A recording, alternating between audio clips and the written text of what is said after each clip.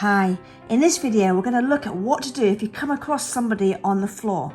So first of all, I want you to remember the mnemonic DRAB or Dr. AB, because each of these letters stand for something.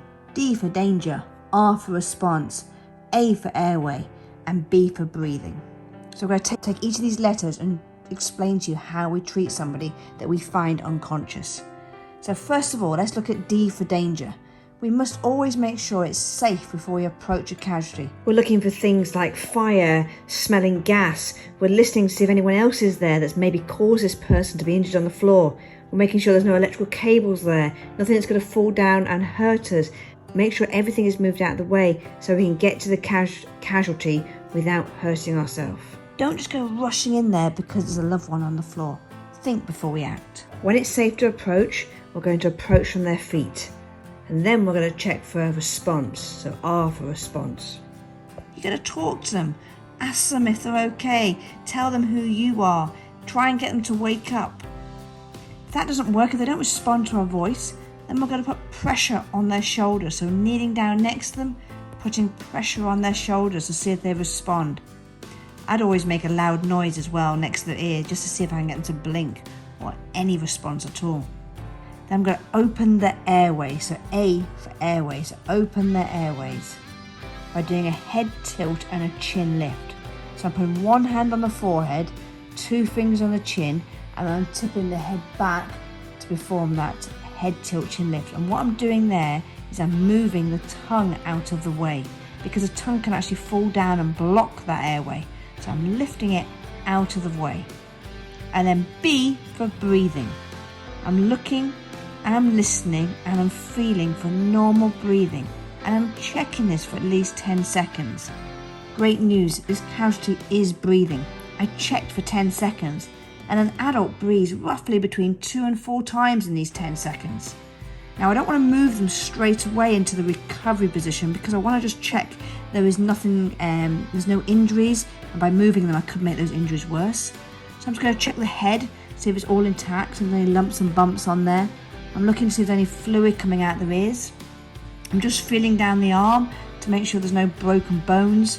Move one arm out of my way, which will allow me to lean over and grab the other arm. Do exactly the same there. Check pockets. And notice when I'm checking their pockets, my palms are facing upwards because I don't want to grab anything sharp by putting my hands facing down. If they have something in their pockets, then I'll be able to remove it safely, making sure I don't hurt myself. And I'm going to place it in the hand that's outstretched. This casualty also has glasses on, so I'm going to remove their glasses and place it into the hand that's outstretched. That way they're not going to hurt themselves when I roll them into the recovery position, and also it stops other people from standing on them. Then I'm going to check each leg at a time, looking for any lumps and bumps or anything that will explain why they're unconscious. Right, now I'm going to place them into the recovery position. So I've done the primary survey, which is Dr. AB, danger response, airway, breathing. I then check the whole body for injuries to make sure there's nothing that I've missed, which will explain why they're unconscious. And then I don't want to leave them on their back ideally like this, especially if I'm going to have to go and get open the door for the paramedics, for the ambulance, for the emergency medical services. I don't want to leave them on the back because I can't actually maintain an airway. So I need to be able to put them into a position of safety, and we call that position the recovery position. So this casualty here, they are male. Males tend to have larger legs and heavier legs, and he's a little bit larger than me in height.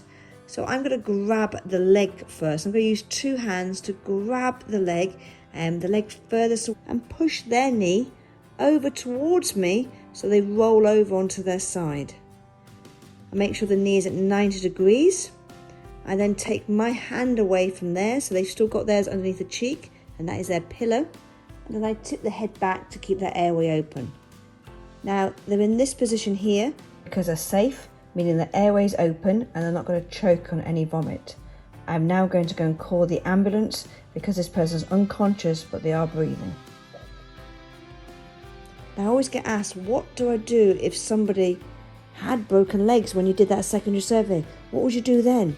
Well, quite simply, if you can't move them for whatever reason, let's say you've forgotten how to do this recovery position, or you can't move them because they're larger than you can't turn them, or they've got broken legs, broken arms. If you can maintain an airway, meaning if you can just tip the head back and keep your hands keeping that airway open, then just do that. The only issue is here, I'm alone with this casualty in this room.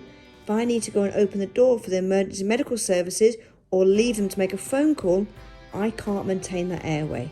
So that is why I need to put them in a position of safety, which keeps the airway open and stops them from choking on their vomit.